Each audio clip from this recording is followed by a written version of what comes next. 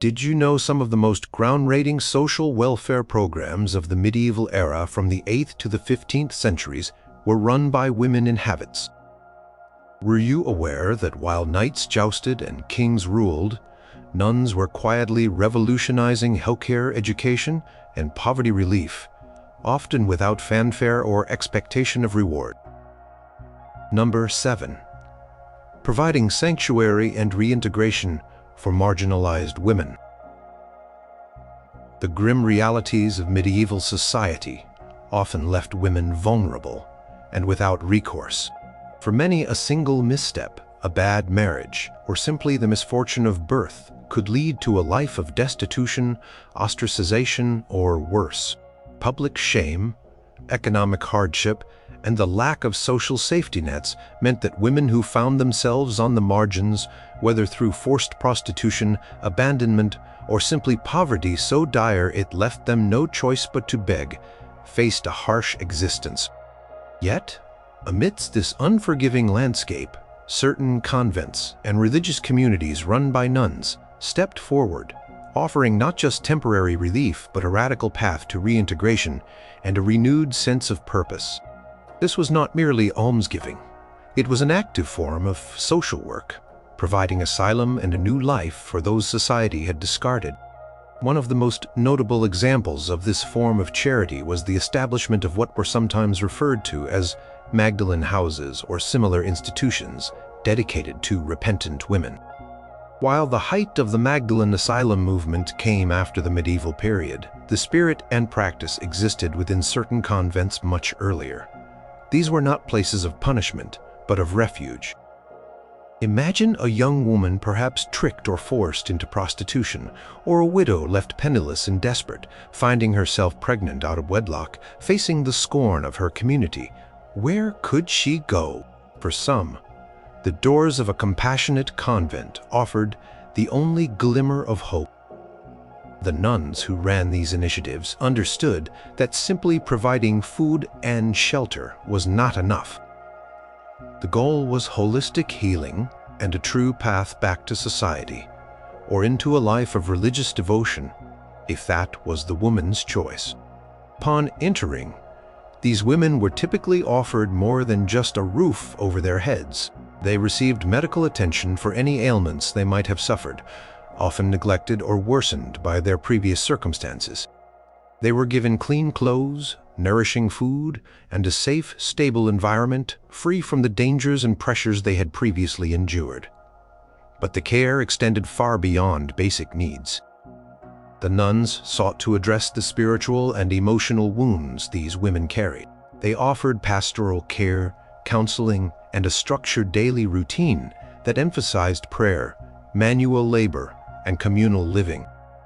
Many of the women, particularly those who had been forced into prostitution, had experienced severe trauma and abuse. Quiet, disciplined, and nurturing environment of the convent provided a space for healing and rebuilding trust. The nuns taught them practical skills, such as spinning, weaving, embroidery, cooking, and sometimes even basic literacy. These skills were crucial, as they offered a means of self-sufficiency should the women choose to leave the convent and re-enter secular society.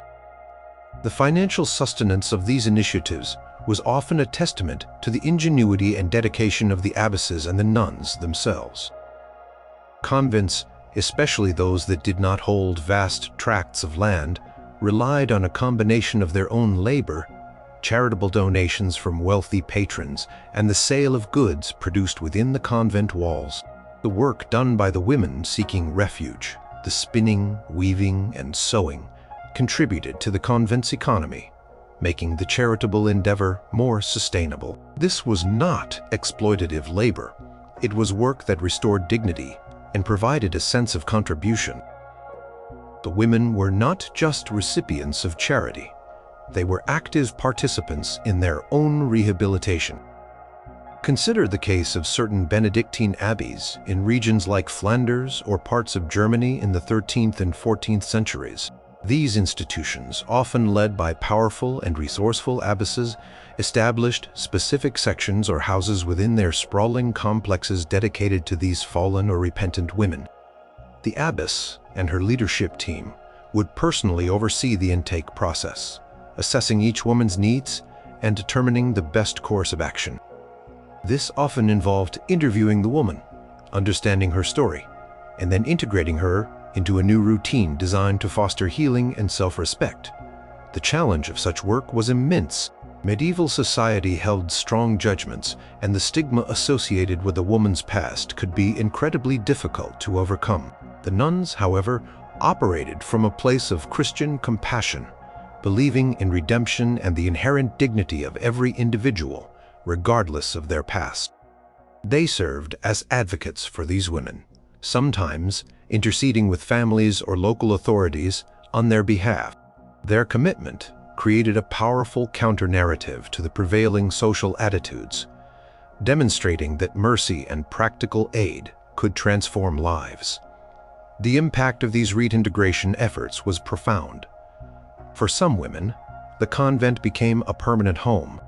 They might choose to take vows themselves, dedicating their lives to religious service and becoming nuns, or they might remain as lay sisters, continuing to contribute to the community's work. For others, the time spent within the convent walls served as a transitional period. Having regained their health, learned valuable skills, and restored their self-worth, they might re-enter society, perhaps finding honest work, or even marrying and establishing families, all thanks to the compassionate intervention of the nuns. The stories of these individual transformations rarely made it into grand historical chronicles. They were the quiet victories achieved within the cloistered walls, a testament to the daily painstaking work of compassion. These nuns did not seek glory or public acclaim. Their motivation stemmed from a deep spiritual conviction and a profound empathy for those suffering on the fringes. They were not merely offering a handout, they were extending a hand to pull someone back from the brink, to mend broken spirits, and to offer a chance at a meaningful, dignified life. This profound commitment to the marginalized stands as a remarkable, often overlooked chapter in the history of medieval charity. Number 6. Offering hospitality and aid to pilgrims and travelers. Journeying in the medieval period was no casual affair. Roads were often poorly maintained, infested with bandits, and offered little in the way of structured accommodation. Traveler, whether a wealthy merchant, a humble peasant, or a devout pilgrim, faced dangers ranging from robbery and wild animals to exposure to the elements and sudden illness. There were no roadside motels, no gas stations, and very few formal inns, especially in rural areas. This challenging environment created a pressing need for safe havens, and many convents stepped into this vital role, providing hospitality and aid as a fundamental act of charity. The monastic tradition, from its very origins, emphasized hospitality as a core tenet. The Rule of Saint Benedict, a foundational text for many monastic orders, explicitly commanded monks and nuns to receive all guests as if they were Christ himself. This was not a mere suggestion. It was a spiritual obligation. For convents, this meant opening their doors to weary travelers, offering not just a place to sleep, but also food, medical care, and spiritual solace. Consider a long-distance pilgrim walking from, say, England to Rome, or a merchant transporting goods across the Holy Roman Empire. They might travel for weeks or months, relying on the kindness of strangers and the occasional village inn. However, many inns were notoriously unreliable, sometimes dangerous, and often expensive. Convents, by contrast, offered a sanctuary based on charity. They often had dedicated guest houses or infirmaries set aside for visitors. These were not lavish accommodations, but they were clean, safe, and provided a much-needed respite. Upon arrival, a traveler would typically be greeted by a portress or a designated nun responsible for hospitality. They would be offered a warm meal, often simple but nourishing, prepared from the convent's own kitchen and gardens. For those who had been on the road for days, battling hunger and fatigue, This gesture was invaluable. The nuns would also provide fresh water for washing and a clean, albeit basic, bed for rest. The very act of offering these fundamental comforts was an enormous charitable contribution in a world where such provisions were scarce. Beyond basic needs, many convents provided more specialized aid. If a traveler fell ill or was injured during their journey, the convent infirmary, staffed by nuns with knowledge of herbal remedies and basic nursing, would step in. These nuns possessed practical medical skills, often passed down through generations within the monastic community. They could treat wounds, concoct soothing teas for fevers, or administer poultices for aches and pains. For a sick traveler, far from home and family, the care provided by the nuns could mean the difference between recovery and succumbing to illness in a ditch by the roadside. Pilgrims, in particular, benefited immensely from monastic hospitality. Their journeys were often motivated by deep faith, and they sought spiritual guidance as much as physical rest. Nuns in convents were often learned women, well-versed in scripture and spiritual counsel. They could offer prayers for the pilgrim's journey, listen to their confessions, and provide encouragement for the arduous path ahead. This spiritual support was as vital as the food and shelter, refreshing the pilgrim's soul as well as their body. The famous Brigittine order, founded by Saint Brigida of Sweden in the 14th century, is a prime example of an order deeply committed to hospitality. While their primary focus was on contemplation and scholarship, their monasteries were designed to welcome pilgrims and travelers. They often had separate guest houses for men and women, ensuring proper segregation while still extending a warm welcome. These houses were strategically located along major pilgrimage routes, acting as vital bite for those undertaking long journeys. The nuns of the Brigittine order, like many others, viewed this service as a direct fulfillment of Christ's command to welcome the stranger. Funding this extensive hospitality was a constant endeavor. Convents relied on their own agricultural production, donations from patrons, and sometimes even specific endowments designated for guest facilities. The nuns often managed large estates, cultivated fields, raised livestock, and produced goods like textiles or illuminated manuscripts. Proceeds from these activities contributed to their ability to feed and house guests. It was a self-sustaining charitable enterprise, driven by devotion and practicality. Presence of convents also brought a sense of security to the surrounding regions. Bandits were less likely to target areas near well-established monasteries, and the very act of knowing a safe haven was within a day's journey offered immense peace of mind to travelers. The hospitality provided by these women in religious orders wasn't just about individual acts of kindness. It was a foundational element of the medieval travel infrastructure, supporting trade, pilgrimage, and communication across vast distance. The image of a weary traveler knocking on the heavy wooden door of a convent and being met not with suspicion but with genuine warmth and practical assistance is a powerful testament to the enduring charitable spirit of medieval nuns. They transformed dangerous and lonely journeys into manageable paths, extending comfort, healing, and spiritual encouragement to countless individuals who otherwise would have been left to face the harsh medieval world alone. Their quiet generosity ensured that the pathways of medieval Europe remained open, supported by the outstretched hands of women dedicated to service. Number 5. Developing and disseminating herbal medicine and healing knowledge. In the medieval world, the lines between healing, spirituality, and practical knowledge were often blurred. Formal medical training, as we understand it today, was scarce, and access to skilled physicians was limited to the very wealthy or those living in major urban centers.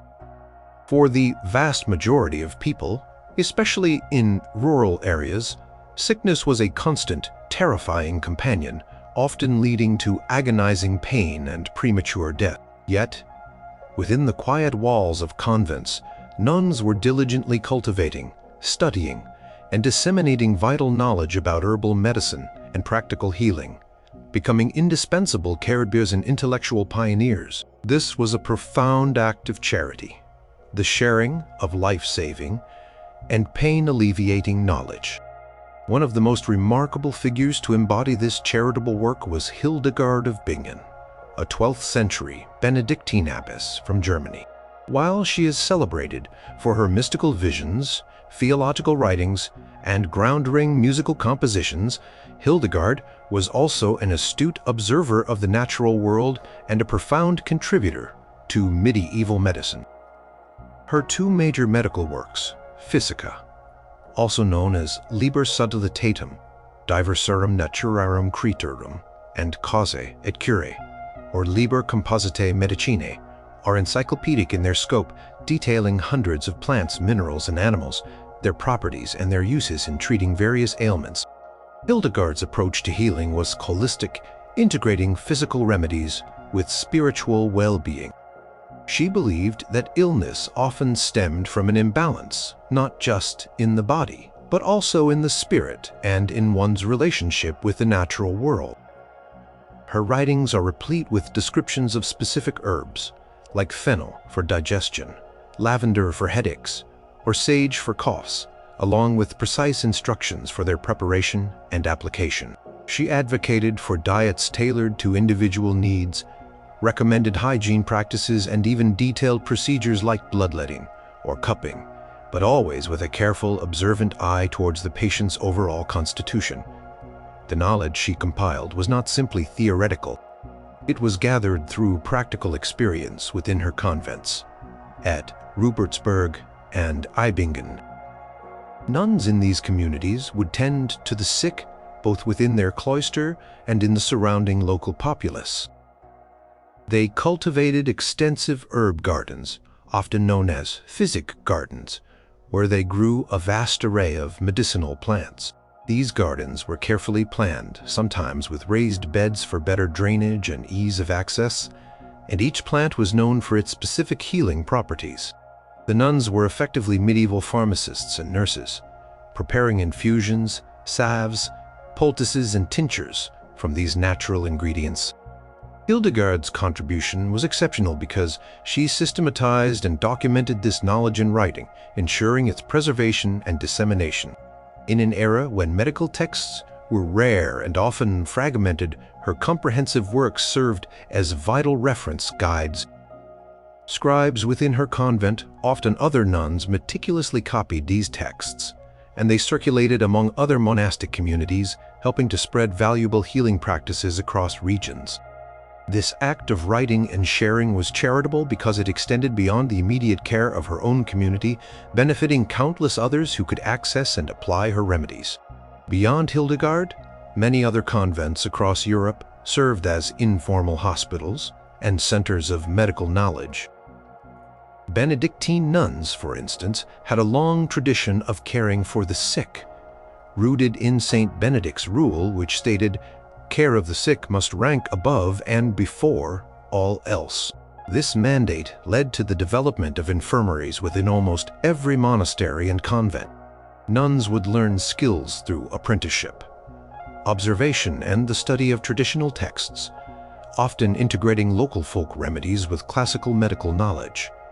These nuns performed crucial public health services.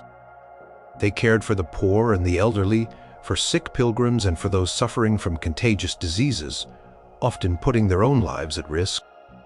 They understood the importance of cleanliness, fresh air, and proper nutrition long before modern medicine articulated these principles. Their infirmaries, while basic by today's standards, were often cleaner and more orderly than typical medieval homes, contributing to better patient outcomes. The charity lay not just in treating the sick, but in the painstaking work of identifying, cultivating, and processing the medicinal plants, and then in the intellectual labor of recording and teaching this knowledge, was a collective effort, passed down through generations of nuns refining techniques and expanding their understanding of the human body and its ailments. This quiet, persistent accumulation and sharing of medical wisdom by medieval nuns stood as a beacon of practical compassion in a world desperately in need of healing hands and minds. Their legacy is not just in the specific remedies they devised, but in their dedication to alleviating suffering through diligent study and selfless service, a truly remarkable charitable undertaking. Number 4. Caring for orphans and abandoned children. The medieval world was a harsh place for children, especially those without family support. High rates of infant mortality, disease, famine, and warfare often left children parentless, destitute, and highly vulnerable. For an orphan, particularly one with no living relatives or a family too poor to care for them, the future was bleak, often leading to begging, crime, or early death. In this dire context, many convents stepped forward to embrace the role of surrogate families, providing shelter, nourishment, education, and a chance at a meaningful life for abandoned and orphaned children. This was an act of profound and selfless charity, extending beyond simple almsgiving to offer comprehensive care and a future. While the concept of specialized orphanages as we know them developed more fully in later centuries, medieval convents often acted as de facto foundling homes and orphanages. The Benedictine order, for example, with its emphasis on community and care for the needy, frequently took in children who had been abandoned at their gates or brought to them by desperate parents. These children were often infants, left by parents who could not feed another mouth, or older children whose families had been decimated by plague or conflict. Upon being taken in, a child received immediate fundamental care. The nuns would provide clean clothes, regular meals, and a safe, warm environment. This was a massive undertaking, as many convents might care for dozens or even hundreds of children over the course of years. The health of these children was a primary concern. Nuns with knowledge of herbal medicine and nursing skills would attend to their ailments, recognizing that proper nutrition and hygiene were crucial for their survival and well-being. Beyond physical care, the nuns were deeply committed to the spiritual and intellectual development of these children. Girls would often be raised within the convent, receiving an education that was exceptional for the era. They would learn to read and write, often in Latin, and would be taught practical skills such as weaving, spinning, embroidery, and sometimes even manuscript illumination. This education equipped them with the means to support themselves, whether they chose to remain within the religious life or to re-enter secular society. Some of these girls might eventually become nuns themselves, while others, if they had no family, might be placed as domestic servants in respectable households, though the nuns would try to ensure their welfare. Boys were also sometimes taken in, especially in their early years. They might receive basic literacy from the nuns before being placed in other monastic houses or apprenticed to local craftsmen or merchants in the nearby towns. The nuns often acted as their guardians and advocates, negotiating on their behalf to ensure they received fair treatment and proper training. This was a critical service, as it provided a structured pathway out of potential destitution. The financial burden of caring for so many children was immense. Convents relied on a combination of their own agricultural output, the income generated from their crafts, and significant charitable donations from wealthy patrons, local nobility, and even townspeople. These patrons often saw the care of orphans as a meritorious act and a way to gain spiritual favor. The nuns themselves would dedicate countless hours to the children, acting as teachers, nurses, and surrogate mothers, embodying a selfless form of maternal charity. Consider the example of certain Cistercian convents. While known for their austere lifestyle, many Cistercian communities were actively involved in social welfare. The Cistercian nuns, like their male counterparts, were skilled in agricultural management and crafts which generated the resources necessary to support their charitable endeavors, including the care of children. Their structured environment and emphasis on disciplined work provided a stable and nurturing home for children who had known only instability. The impact on the lives of these children was joy. Instead of growing up in poverty, illiteracy, and constant danger, they received care, education, and the opportunity for a productive future. They were given a sense of belonging and community, fostering their personal development and offering a path to dignity. The nuns, through their unwavering commitment, ensured that these vulnerable children had a chance to thrive, breaking the cycle of destitution that so often characterized the lives of orphans in medieval Europe. This dedication to nurturing the youngest and most helpless members of society stands as a powerful testament to the compassionate heart of medieval nuns. Their quiet, persistent work provided hope and a future for countless children who might otherwise have been lost to the unforgiving realities of their time. Number 3. Providing shelter and food for the homeless and destitute. The problem of poverty and homelessness was rampant in medieval Europe. Without modern social safety, nets, illness, poor harvests, famine, war, or simply a lack of opportunities could plunge entire families into destitution. Beggars and the truly desperate wandered from town to town, seeking sustenance. While some urban centers had rudimentary almshouses, the vast majority of the homeless and hungry relied on private charity, and it was often the convents and monasteries that stood as the most consistent and reliable providers of relief. For many nuns, feeding the hungry and sheltering the homeless was not just a duty, but a central pillar of their spiritual life, a direct fulfillment of the Gospel's call to serve the least among us. Practice of daily almsgiving at the convent gates was a ubiquitous and profound act of charity. Every day, often at specific times, lines of the poor would gather outside the convent walls, knowing that the nuns would provide a meal. This typically consisted of simple staple foods like bread soup or pottage, a thick vegetable stew, and sometimes a bit of cheese or fish, depending on the convent's resources. For someone who might not have eaten in days, this humble offering was life-saving. The nuns would manage the distribution, ensuring order and attempting to address the needs of each individual as best they could. This daily ritual was a tangible manifestation of their commitment to poverty relief. Beyond the daily distribution of food, convents also provided temporary shelter. For travelers caught in bad weather, or families displaced by misfortune, a convent might offer a place to sleep for a night or two in a designated guest house or a humble outbuilding. This was not a long-term solution, but it provided crucial respite from the elements and a measure of safety particularly important for women and children traveling alone. The financial and logistical burden of this continuous charity was substantial. Convents were often large estates engaged in agriculture, animal husbandry, and various crafts like weaving, brewing, or illuminating manuscripts.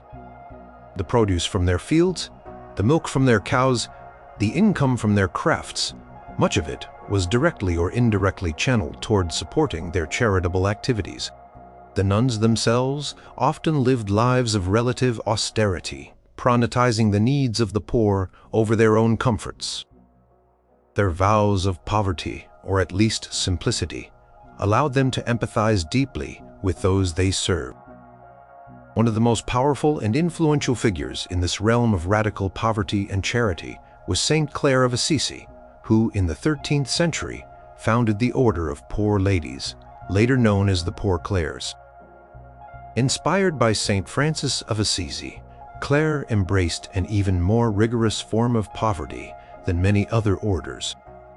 Her convent at San Damiano and the numerous communities that sprang up in its wake lived a life of absolute material deprivation, relying entirely on begging for their sustenance. This might seem counterintuitive for a charitable institution, but it allowed them to develop an unparalleled empathy for the poor and to share directly in their struggles. The Poor Clares, by embracing radical poverty, became intimately familiar with the lives of the destitute. They understood hunger, cold, and uncertainty. This personal experience fueled their compassion and drove their charitable actions. Though their own resources were minimal, whatever they received in alms, they often shared with those who came to their gates, even hungrier than themselves. Their example of complete reliance on divine providence and direct engagement with the poor inspired countless laypeople and other religious orders to similar acts of charity. Their existence itself was a powerful statement against material excess and a living embodiment of the gospel's call to poverty and sharing. Other orders, like the Cistercian nuns, while not as radically poor as the Poor Clares, also maintained strong traditions of charity. Their isolated locations often meant they were the only source of aid for people in remote rural areas. They would not only provide food and shelter, but also medical care, clothes, and spiritual solace to those in need. The abbess and her community were often seen as a direct source of succor for the local population, especially during times of famine or epidemic.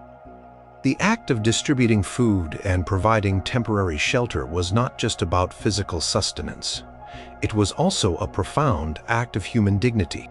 In a society that often marginalized the poor, the nuns offered respect, kindness, and a recognition of shared humanity. They listened to stories, offered words of comfort, and affirmed the worth of each individual, regardless of their station. This holistic approach to charity, addressing both the physical and spiritual needs of the destitute, made the convents indispensable pillars of medieval society. Their unwavering commitment to relieving the suffering of the most vulnerable stands as a powerful testament to their profound faith and active compassion. Number 2. Establishing and running schools for girls and the poor. In an era when formal education was a privilege largely reserved for aristocratic boys, destined for the clergy or knighthood, medieval convents served as vital centers of learning, offering education to girls, particularly those from noble families, but also significantly to the poor and orphaned. This role was a crucial charitable contribution, as it empowered women and children with knowledge and skills that were otherwise largely inaccessible, opening doors to opportunities and intellectual growth that might otherwise have been closed. The Benedictine order, in particular, was renowned for its commitment to scholarship and the preservation of knowledge. From the earliest centuries of the medieval period, Benedictine convents were not just places of prayer, but also vibrant intellectual hubs. They maintained extensive libraries, meticulously copied manuscripts, and fostered an environment where learning was valued. It was within these walls that many noble girls received an education far superior to what they would have found anywhere else. They learned Latin, the lingua franca of scholarship, and the Church allowing them to read classical texts, scripture, and theological works. They studied grammar, rhetoric, logic, and music. Many also learned practical skills, such as accounting, estate management, and fine needlework, which were valuable for managing noble households or contributing to convent life. These schools, often referred to as cloister schools, were not just for those destined for the religious life. While some girls might eventually take vows, many were educated within the convent and then returned to secular society, becoming influential wives, mothers, and managers of large estates. Their education, provided by the nuns, made them exceptionally well prepared for these roles, often surpassing their male counterparts in terms of literacy and administrative skills. The nuns, as educators, were imparting intellectual capital and practical wisdom that benefited not only the individual girls, but also their families and communities. More remarkably, many convents extended their educational charity to girls from less privileged backgrounds and to orphans taken in by the convent. These girls might not receive the full classical curriculum of the noble daughters, but they would be taught basic literacy, reading and writing in their vernacular language, and sometimes simple Latin. They would also learn vital practical skills, such as weaving, spinning, baking, and basic arithmetic. This kind of education was bought for children of the poor, providing them with skills that could lift them out of destitution. A literate young woman could find employment as a scribe, a governess, or in a merchant's household, opportunities that were completely out of reach for the illiterate. The nuns who served as teachers were often highly educated, themselves deeply committed to their pedagogical mission. They viewed education as a spiritual calling, believing that fostering intellectual growth was a way to nurture the soul and empower individuals. They spent countless hours patiently instructing their pupils, correcting their exercises, and guiding them through complex texts. The resources for these schools, the parchment ink pens and books, were often expensive and had to be meticulously produced or acquired, reflecting the convent's investment in education as a charitable act. Consider the example of the famous Abbey of Gandersheim in 10th century Germany, home to Hutschwit, the first known female dramatist in the West. While Hutschwit herself was an intellectual, the very existence of such a prolific and learned nun caused the high level of education available within the convent. Gandersheim was not unique. Many other Benedictine and later Cistercian convents across Europe maintained similar standards of learning, acting as repositories of knowledge during periods of societal upheaval. They preserved classical texts, copied new works, and ensured the continuity of intellectual traditions. The impact of these convent schools was profound. For girls, they offered a rare opportunity for intellectual development and social mobility. For the poor, they provided a pathway out of illiteracy and into productive lives. The nuns, through their dedication to teaching, were not just imparting facts. They were shaping minds, fostering critical thinking, and instilling values of discipline and scholarship. Their quiet work within the cloister walls played a crucial role in maintaining and advancing literacy and learning throughout the medieval period, a charitable endeavor that continues to resonate today in its lasting legacy of female intellectual empowerment. Number 1. Founding and operating hospitals and infirmaries. In a world plagued by disease, famine, and limited medical knowledge, the medieval period was one where sickness was a constant, terrifying threat.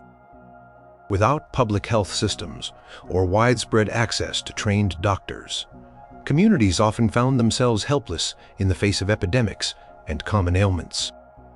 Yet, in this challenging environment, many convents emerged as indispensable centers of healing, founding, and diligently operating hospitals and infirmaries that served not only their own religious communities, but also the sick and suffering among the local populace.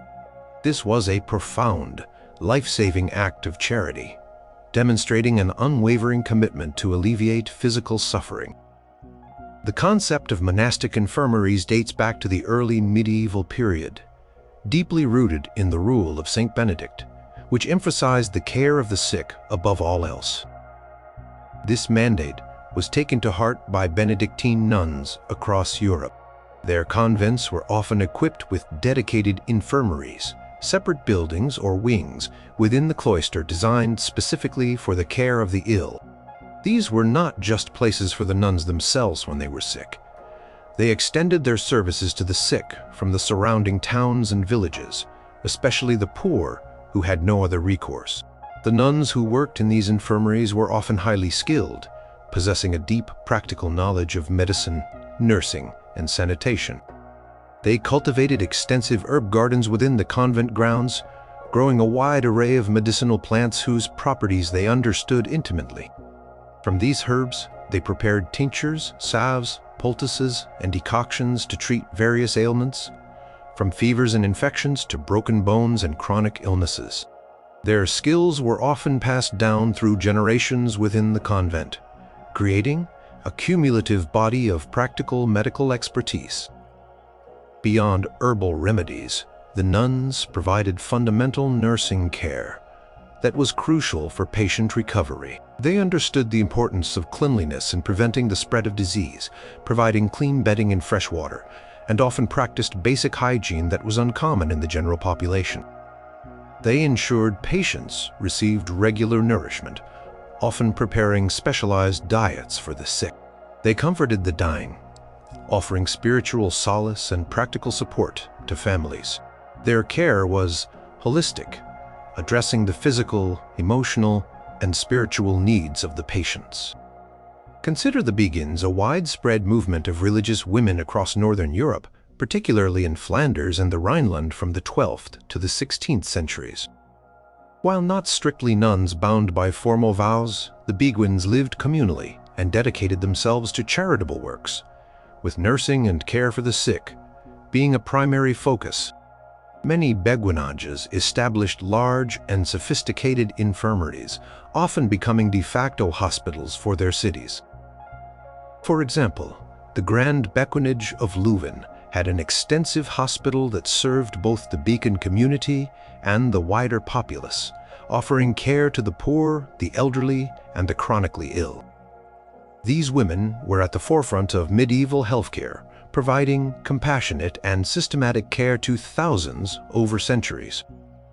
The funding for these hospitals and infirmaries was a significant challenge, met through a combination of convent resources, charitable donations from wealthy patrons, and the nuns' own labor. Nuns engaged in various income-generating activities: weaving, brewing, farming, manuscript illumination, the proceeds of which directly supported their charitable endeavors. Patrons, including local nobility and merchants, often endowed specific beds or wards within these monastic hospitals. Seeing it as a way to gain spiritual merit and support essential public services, the scale of this work was sometimes immense. During times of plague or famine, monastic infirmaries would be overwhelmed, yet the nuns often continued their work, sometimes at great personal risk. They were often the first remibers in a crisis, tending to the sick and burying the dead when others fled. Their courage and unwavering dedication saved countless lives and provided comfort in times of extreme suffering. The impact of these nun-operated hospitals and infirmaries cannot be overstated. They filled a critical void in medieval society, providing accessible and often free healthcare to those most in need. They were centers of healing, learning, and compassion, serving as beacons of hope in a world frequently overshadowed by disease and hardship. The nuns, through their tireless efforts, transformed suffering into a testament to their faith and profound humanity, leaving an indelible mark on the history of charitable healthcare.